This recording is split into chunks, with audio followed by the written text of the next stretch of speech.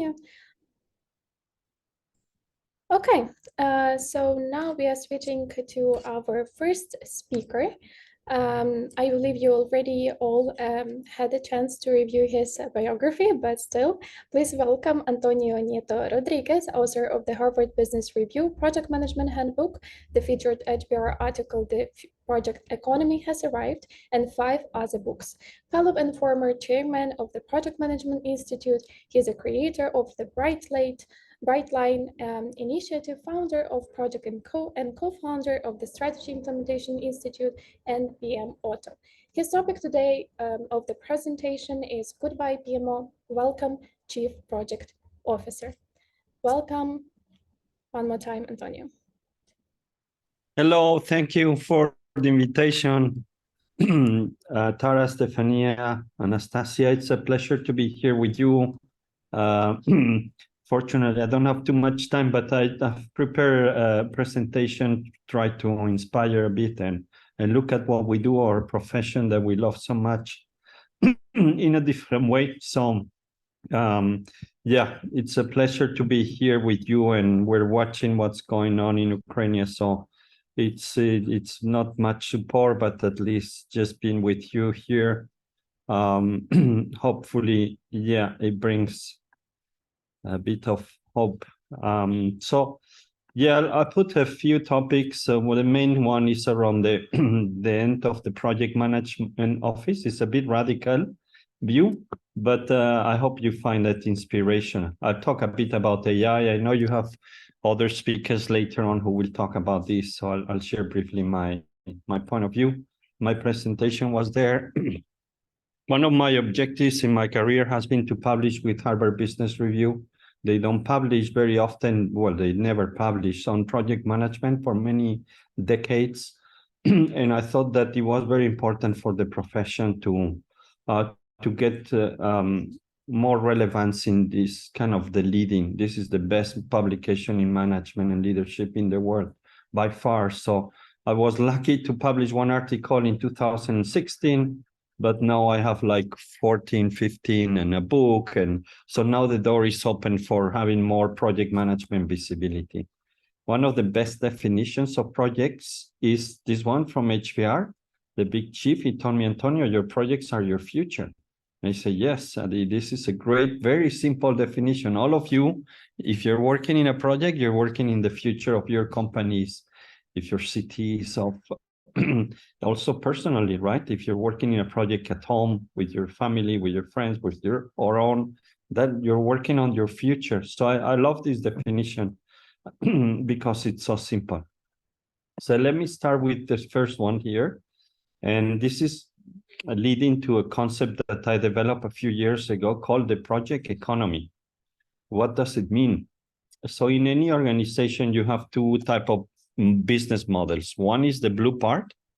It's day-to-day activities, business as usual, operations, right? It's running the business. And the other one is change, projects, agile teams, and so on. And this is a historical perspective on the amount of resources that organizations used to allocate into the blue part and the change. So maybe 50, 60 years ago, companies didn't have many projects. Most people, all of us would be working on the blue side and just doing operational activities, day-to-day activities, and very few projects. Over the years, we've become more efficient. So all these concepts that you see there are the goal is to do more in operations with less people, more automation, higher volumes, and so on, less cost. And so we've managed total quality management, Six Sigma, the computers, outsourcing, SAP. So what has happened, and you probably realize that, is that more and more people are working in projects, but many people have this dual role, operations and projects. They have to mix both. And then on the operations side, yeah, people are less and less. So that's the situation. The problem we have is that this is what happens, but most of the project management concepts that we have, PMO, portfolio management, project management, they were built for this world where operations is the primary part. So all these things were And that's why the role of the CEO. So when you have about 60%, 80% of the business in operations, that's why the role of the COO, Chief Operating Officer, was developed, and to cover all that big piece that you see here, right? That's what they were number two in most of companies, run the operations. But they don't run the projects, they just run the operations. And that's why the Chief Operating Officer is such an important role. It was the biggest piece in any company. So most of the reporting lines and departments were reporting to the Chief Operating Officer. You had other roles there, but the main one, the number two, was always the Chief Operating Officer. The PMO, you find it in a box somewhere, either in IT, under operations, and so on. So that's the Chief Operating Officer. And if we look at this chart and we look a bit into the future, but not too far, because it's happening now, you have these artificial intelligence robots, and what they do is they take a big chunk of operations. So that means immediately, almost in a week or in a month, most of the resources shift to working in projects, right? And this is a big challenge. I was working in banking for many years, and in a month, we moved from operational to project-based work, the majority, because most of the operations in a bank today are done by artificial intelligence, fintech, blockchain, IT. We don't go to banks. In a bank today, you find more IT people than bankers, because the banking function is developed here. So this is a very important chart, because it says the future of work is project-based, not operations. When I talk to very senior people or CEOs, they tell me, listen, Antonio, I don't want anybody working in operations. No one should be. Operations should be automated. So that means that everybody is doing project work. So I think it's very exciting. This is what I call the project economy. What are some of disruptions? CEO, that is finished. Job descriptions, I don't know if, but this is also a thing from the past. The PMO, it's a box in a hierarchy. We're moving away from hierarchies. The way we know PMOs, they're also going to finish resource allocation. It's also not a concept from the rate. One of the biggest skills that people need to develop, especially at leadership position, is prioritization. So what does it mean? It's easy to prioritize 15 projects, 20 projects. You could use the Eisenhower matrix or the prioritization concepts that we've learned through PMI, Prince2. But these concepts were developed for 15, 20 projects. Today, companies have more than thousands of projects, thousands. So you cannot use these concepts. They are old and they need to be reinvented. So, but one of the biggest challenges is, how do we prioritize? Which project is more important than the others? And senior leaders are not being trained for that. The role of the project manager. So it's exciting times ahead, where we see projects as a big part of the business, but we also need to change. Project managers need to deliver value, not deliverables or milestones, or we need to move from deliverables to value. We need to, if a project is about increasing revenues, we should increase revenues. If it's a project about sustainability, we should deliver sustainability gains. Okay, not just the plan, not just the tool, not just the software. No, that's the past. Now we need to be also accountable for the benefits. This I will talk briefly about waterfall. And then the interesting thing, which I'm asked a lot, is, Antonio, I don't want that you train just the project managers. Please train the whole company, right? Everybody's working in a project. I do training for big companies, and they say train thousands of people, because part of their job, even half of their job, is project based, and they've never been trained. They don't have a tool. They don't understand. So this is, I think, super exciting times for our profession. We've been struggling. We've not been in the front, and now finally we're in the front. But there's one thing that upsets me very much, and if I would be chairman of PMI again, I launched Brightline when I was chairman because I wanted to put project management at the top on the strategy field in big forums like Thinkers 50, Global Peter Drucker Forum, and these spaces. But today, I think the biggest challenge in the profession is the really poor performance. If you look at any research around project management success rates, it's maybe 70% of the projects fail. This is incredible, right? When you think is how is that possible? Is there any other professional that fails so much? And we kind of just take it, say, well, we're unlucky, it doesn't, yeah, it's not our fault. And I think that's something that we need to change. I'm trying to change, and it's a big priority for me to find ways to change that. We need to be a profession that delivers 70%, 80% of the project successfully and faster. So some of the concepts that I cover in my Harvard Business Review book are for example, this thing. I think one of the biggest mistakes in our profession has been this constant polarization between either you choose Agile or you choose waterfall, but you need to choose one.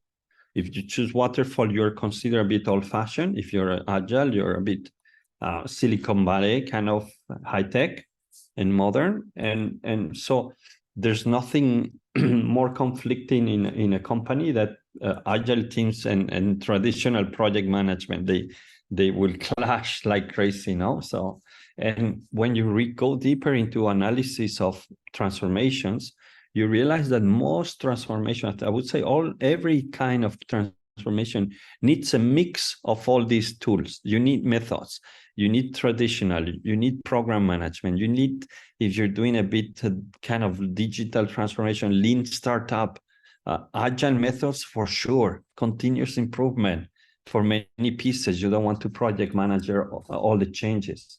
So this is what I call an implementation toolbox. One of my next articles in HBR is about hybrid project management, because that's what we need to learn.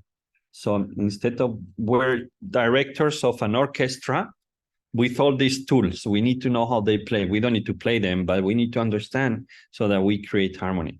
No, it's not just doing one thing and know one thing and you just do the violin and that's it. No, we need to understand that, okay? Another big change that is happening in the profession, very narrow view of the project life cycle. We don't do anything in innovation. We don't do anything after the project is closed. Benefits, we don't care. And the new modern view, of my view, is that this is, including AI, of course, has a big impact. We need to play a role in ideation. We need to be a role sometimes in running of what we build. And the big focus for us is going from marginal focus on benefits to 100% or 50% focus on benefits. That's what we do. And I'll give you a small example. Another big thing for me was being the simplification. One of the reasons why project management is considered so complex and little added value, very bureaucratic, is that all the concepts in project management are extremely complex. And people don't have the time, don't care. If you bring them a project charter with 25 pages, nobody's going to read that. Dashboards with 55 KPIs, nobody's going to read that. Trying to align on what's the project about, the fundamentals, nobody knows. So that was one of my goals when I wrote the books, and previous book was simplification. So anybody in your teams can learn the fundamentals of a project in half an hour, in 1 hour. I have a LinkedIn learning course just on the project canvas, 14 dimensions. If you know them a bit, if you have them under control, your project has more chances to be successful. And I was inspired by other concepts in management, like business model canvas, Michael Porter, for simplification. The other thing very important on the portfolio side, and this is going quickly through these concepts, is just to give you, taking the opportunity that I'm speaking here is, so companies have thousands of projects today. So how can you prioritize? When a way to prioritize is by splitting the type of project. So this comes from a guy called Clayton Christensen, very famous on innovation. And he divided innovation in 3 types of innovation. what you see there, sustaining, efficiency, innovation, it's making your day-to-day, the blue part, more efficient. Sustaining is about expanding a bit your business. And transformative, this is out of the box thinking. So what I say is, well, you need to split that. If you own 1,000 projects in your company, well, have 500 on the efficiency. 500 make you your day-to-day better. Put 300 projects on improving, bringing new revenues and new value and new services. And then put 10% on crazy idea, 100 projects, crazy idea. This, of course, the success rate of this type of projects is low. If you succeed on all these transformative projects, you're doing something wrong. Here, you expect failure rates of maybe 90%. Here, new sustaining, maybe failure rate of what, 40%? And here, none of the projects should fail. They should be like 100% success, right? And you see that I cannot add a math, so 50 plus 30 is 80, plus 10, 90. And I think companies need to have capacity. So don't do the 1,000 projects, keep 100 project capacity to react quickly. Okay, 10% is the margin. Last thing, this is what I was telling you about the benefits. I would say 100% of the projects that I see, and I see thousands, and I can assume have these Gantt charts. This is how we've been trained. This is the methodology. This is how, Prince 2, PMI, we've been driven to do the tooling. The bad news is that nobody cares about this. I'm a bit radical. This is your internal kitchen. Do it the way you want, okay? What stakeholders want is a benefit plan, okay? And I would say 100%, 99.9999 projects don't have a benefit plan. If you want engagement from your stakeholders, show this. Say, we're going to save 40 millions in by the end. These are two milestones, 20 million here, here. We're going to reduce time to market here, here, and here. Increase net promoter score here, here, here. Expand product offering. This is what people care, which we cannot offer today. In crazy, right? We give them this, they don't care when the thing is, they want to see the benefits, okay? So one of the most radical changes that we need to do is to move from this type of things here. You keep this, but this is just for your team. So transformations, one of the things that most companies I talk to, they say, well, we set up a transformation office. We wanted to become digital. And the goal was in 3 years, close the transformation office. They put about 15 people and in the process of doing the transformation, they realized that, oh, we need to launch another transformation and another.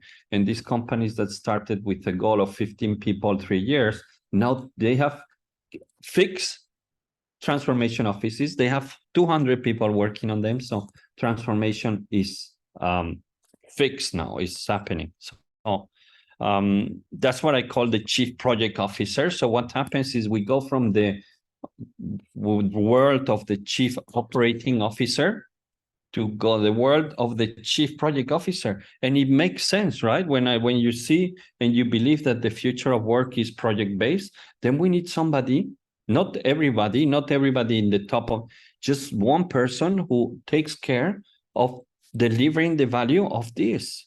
And that's what I come with the term chief project. Companies use now the chief transformation officer. I think when they will realize that this is just projects and change, they might change the name. So you see here, it's transformation initiative, efficiency project, sustaining, revenue generating per region. So it's like the number 2. So I see companies moving there slowly. The role name is not chief project officer, but when I published the HBR article about this, I got a lot of people saying, wow, this is really interesting. The responsibilities, I will cover 5. So translating strategy into execution and prioritization is super important. I told you it's really, really hard to prioritize thousands of projects, hundreds of projects. So this is something that companies need to invest a lot. The second one is promoting a less is more. So one of the things that you realize is that it's easier to implement 2 projects or 3 projects than 25, right? So how can you train companies to have less projects but deliver them better, right? So less is more, especially with projects. We keep the focus, we can allocate better resources, we can follow up, we can have executive support. So promoting less is more is one of the most important things. I'll give you a tip here. When I do workshops with senior leaders, and I ask them, I just for teasing them a bit, I ask, in this company, how many projects do you launch on average? What's the kind of the timeline? They say, well, we launch like one project every 2 weeks. We're super agile. We're fast in the market, and every 2 weeks we launch a project, and they're very proud. And then I ask them, how often do you close projects? You finish them, you kill them? And they said, well, maybe if we're lucky, we finish one every 6 months. So you launch every 2 weeks and you finish every 6 months, you have a huge problem. You have a big problem. If you're working in a company that launches more projects than finish them, you have a big problem. Again, I'm sure you all understand this. It's not like I'm saying something really scientific. You have more projects, and then unless you hire every time you launch projects, you have a serious problem. So one simple rule that I give you is, and I give them, is whenever you launch a project, make sure that you finish 2 or 3 better, or you stop them projects. That's the basic rule if you want to start solving this problem, is never launch a project unless you stop 2 or 3. That's the rule. Yeah, great idea. Okay, where are the 2 that we're stopping or finishing? Where are the 3 ones? Okay, super nice. I like this exercise because their struggle is difficult. Then I think one of the biggest issues, the accountability today, one of the biggest reasons for project failure is lack of executive support, lack of prioritization. So accountability is not clear. Yeah, and especially when you look from a portfolio perspective, at the top level is nobody's really accountable. Everybody's accountable. It's a mess. So one of the roles of the chief project officer is making sure that accountability, governance, executive sponsorship, it's in place. Otherwise, otherwise don't launch, or we stop this initiative straight away. The other part, a big role of the chief operating officer is resource allocation. It's a bit linked to the less is more thing, but I think one of the biggest struggle in companies is that people are overwhelmed by the amount of project work they have, and we all love projects, and we love to work in one project at a time. And we are passionate about, imagine operational people, they like to work in one project, but most of the people are working in 3, 5, 7 projects at the same time. And this is burnout, because you cannot live every week with a new priority and deadline. So that's something that I think it's important, resource allocation. And another thing that we know, and you all know, that projects that are staffed with full-time resources are way more successful than projects that have part-time team people, right? You have that person for half a day per week. You have that one for one per every 2 weeks. This is how teams are built today. Most of the projects have part-time people. And okay, we want to solve the issue of failure rates so high. So one of these ones, have full-time dedicated teams. One of the big arguments I have with companies is say, okay, you're a company with 2,000 people. Don't tell me you cannot put 20 people in your strategic project to work full-time. Don't tell me that. Well, but they have operation work, and better they work part-time. And no, that is not taking courage. I think the best companies I've seen that manage projects, and Apple is one of the best ones. They say, okay, you're working on the iPod, you work 100, you work 100% dedication. So that's something that, again, we need to train companies. And I think I think most of the project management practices today are a bit old-fashioned. Yeah, it's mono methods. It's just about just applying waterfall or applying agile. No. This is old-fashioned. We need to create those different tool sets, different methodologies, within project management. We need to modernize project management. We cannot keep doing the way do projects with a 70% failure rates. It's just incredible that we've been doing that for so many years, right? Okay, so that's the chief. How to grow, I think the question I get all the time is, okay, this looks like a PMO. Not at all. Okay, not at all. PMOs today are back office, are reporting centers, are methodology, training, competencies, dashboarding, but they are not responsible of delivering the value of their projects. Very few of them are. It's just a back office, middle office. This is not. This is with artificial intelligence, 80% of the PMO role is going to disappear. 80%. Because it's a lot of reporting, it's a lot of knowledge management, a lot of training, and it's a waste of time, right? We should be doing something which adds more value. So this is really about an executive mindset. Is you are in charge of the project, bring the value. If it's sustainability, if it's diversity, if it's digital, but bring the value. Okay, this is very important. Strategic thinking is another very important. Yeah, you should be. I think I wrote yesterday, I do a lot of LinkedIn newsletters. So this is for free. You can do it in my LinkedIn. And yesterday I was writing the importance of having innovation mindset in our projects. If we see that our project doesn't bring any value anymore, stop it or change it, bring more innovation into your projects. Goal and value creation, situation leadership, emotional, implement strategic initiative through silos. This is one of the challenges, change management. So you see, we're moving from the more administrative type of role to really an executive position. Somebody, if you're a chief project officer, you might be in charge of, I don't know, hundreds of people, and you might be accountable for delivering 80% of the revenues of your business. Revenues, value, not just creating a dashboard. No, something very different. And you will be in charge of prioritization within your company. So this is really working with senior leaders to decide with that we do, that we don't do, and that's it. And we don't launch projects. So it's very different. See, PMOs are back office, middle office, we're moving up.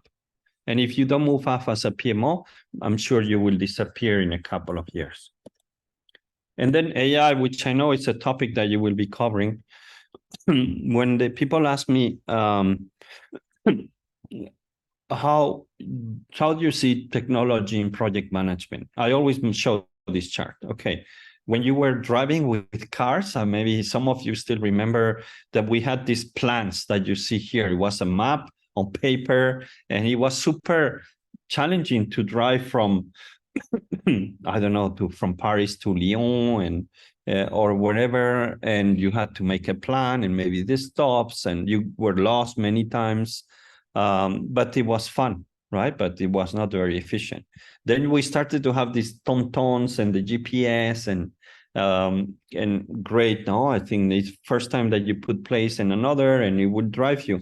Maybe not the most efficiency way, but you would get there. Yeah, you could still. And then the goal, of course, if you go now to Silicon Valley, you'll see already some self-driving cars. This is for driving. For projects, where do you think project management is in terms of technology? If you want, put it in the chat just quickly. Are we on technology terms in the maps? Are we already in the GPS? Or are we close to self-driving projects? What's your thinking about here? You can put it in the chat. It will give me a bit of an idea. GPS, self-driving. Nice, but I don't think so. Between maps and GPS, yeah, maps, GPS. My view, and this is subjective, but I think we're still in maps. We're trying to get to GPS, but there's no technology today that will tell you, okay, this is where you need to go. Watch out, there's traffic there, there's something there, there's a risk that coming in your way. So I think we're mostly here, and we have good technology, but it's not great. It's not self-populating. When you start seeing AI into project management, we're getting a bit here. We're doing a bit the jump, right? So, but still, most of the projects are still in Excel files, in MS Project files, but not smart ones. But PPM tools, PowerPoint. So we're still here. Imagine this happened like 20 years ago. We have not evolved in project management in terms of technology. It has not changed, which is crazy. Well, the focus has been in operations, right? This is what has been priority, but now it's time to do that. And they tell me in the future, in 10 years, self-driving projects, why not, right? We figure out what we need to do as a project manager, but imagine if the project can be done by itself. I don't know. I'm not saying this will happen, but I love to think outside the box. That's how you get a bit of. So just briefly, quickly, we had Ricardo Vargas, which I think he might be speaking soon with you, is my partner in all this artificial intelligence. And together we did a survey. We wanted to see what's the status of AI in project management. One thing with these surveys is very important to do them quickly. So we did the survey in like 6 weeks, prepare the questions, create the survey, open it up, promote it, close it.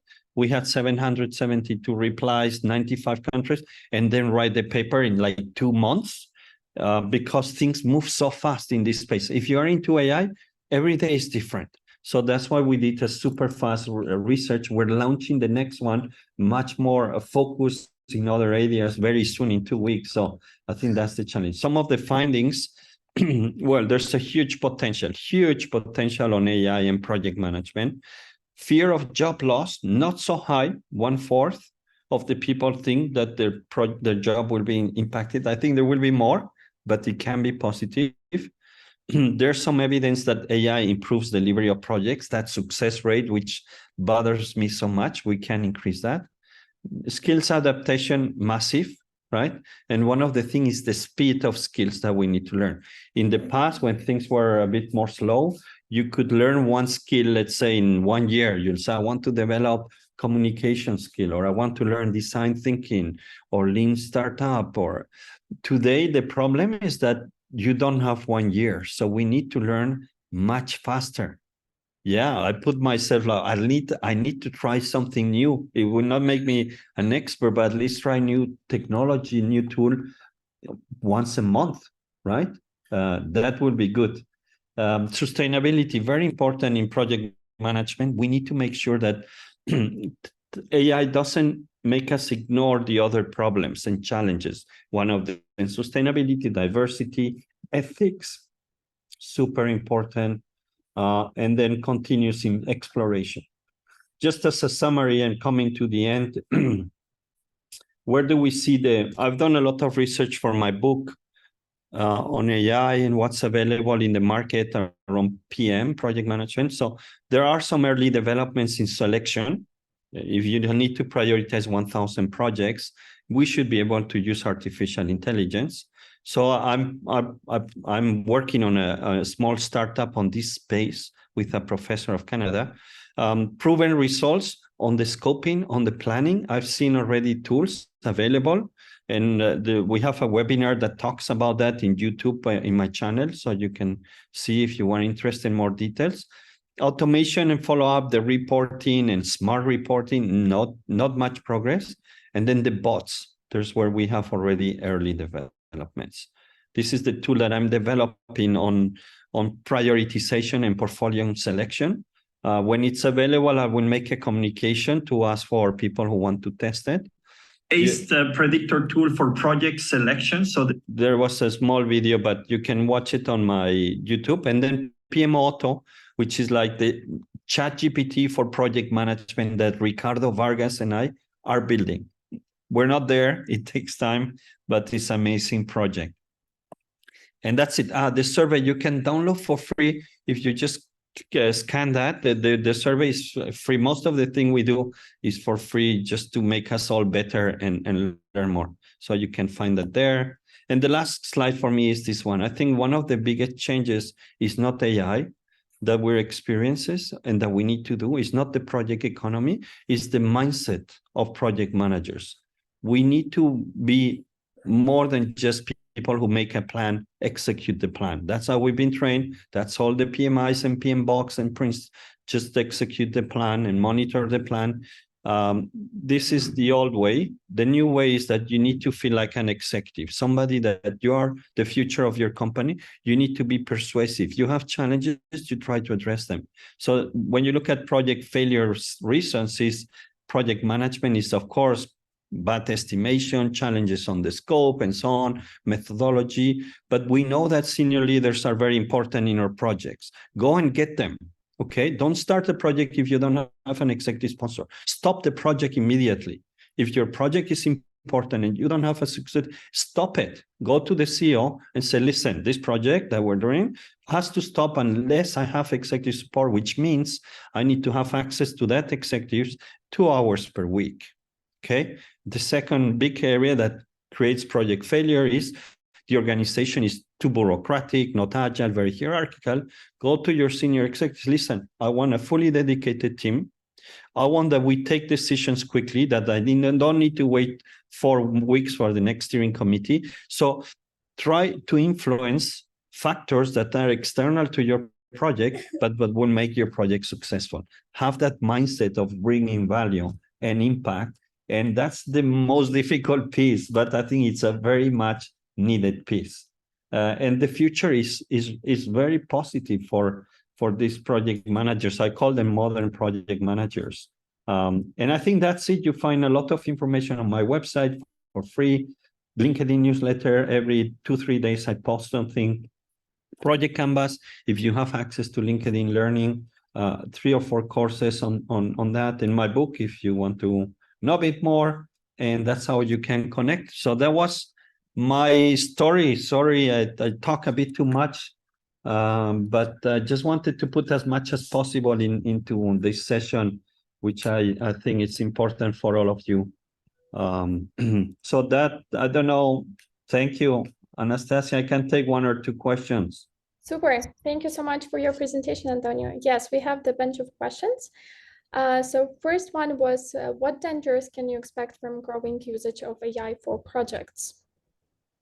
What dangers is that you trust the AI and you don't check it. I think the AI is still very early. So I use it every day, and I've seen the problems of making stories, like we call it hallucinations, dangers of confidentiality and privacy. So this is very important. You have functionality on chat, you upload documents and we'll read that, and never put anything confidential, never put a document from your company. So I think that's the dangers. Then you have the bigger dangers where maybe bad people have intentions which are bad, that they're for them and not for the humanity. So I think that big issue is some people still talk about that, and it's a warning. It's not closer to us, but we need to keep an eye. Yeah, and I also saw decision-making in scopes, decision-making for AI also, yeah, challenging. Yeah, challenge always. You said because it's a great tool. Imagine has data from thousands of projects, but always be critical with the information, double check it, and ask somebody to review it with you. Yeah, agree. Thank you. Second question was, what top project management skills should everyone in the company be trained with?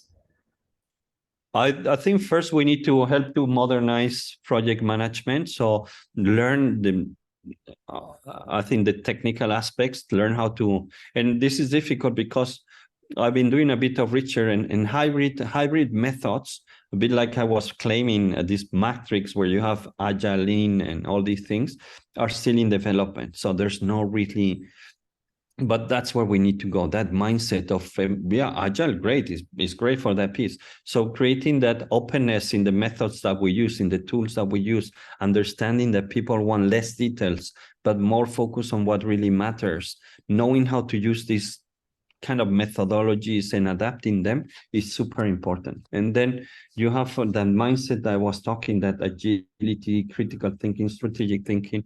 Third is this soft skills, leadership skills. I think this is where we need to put a lot of focus, especially on stakeholder management, engaging teams. All these kind of things are becoming even more important. Super. Lots to learn, Anastasia. I agree. Mhm. But it makes it interesting, right? So Exactly.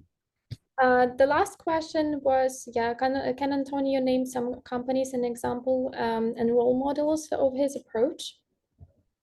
Well, I give you a few examples, companies I'm working, or they came to us and say, Lego, for example, you know Lego.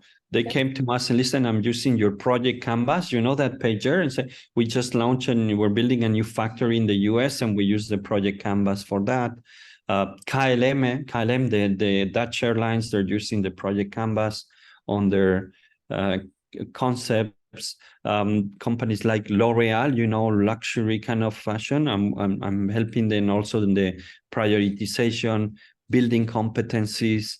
I'm talking some Google, for example, that you know more on the future of work and how to evolve. So depends on the company, it depends on the topic, but they're all around this project economy and building skills and modernized project management. So there's a lot of really, really interesting cases. And I believe every company is struggling with this kind of issues. And we have an opportunity to help them to accelerate that. So I'm really exciting times. And I hope on your side, things get better very soon. I can't wait that this thing in Ukraine is stopped and you have a bit of peace to focus on what you need to focus. Yeah, we also hope. Yeah. Thank you, Antonio, so much for your answers. We respect your time. We know that you were planning to leave earlier. Yes, indeed, we have more questions in Q&A section, but we will try to answer them in written form because Antonio has to leave now. Thank you so much for Thank your you. presentation.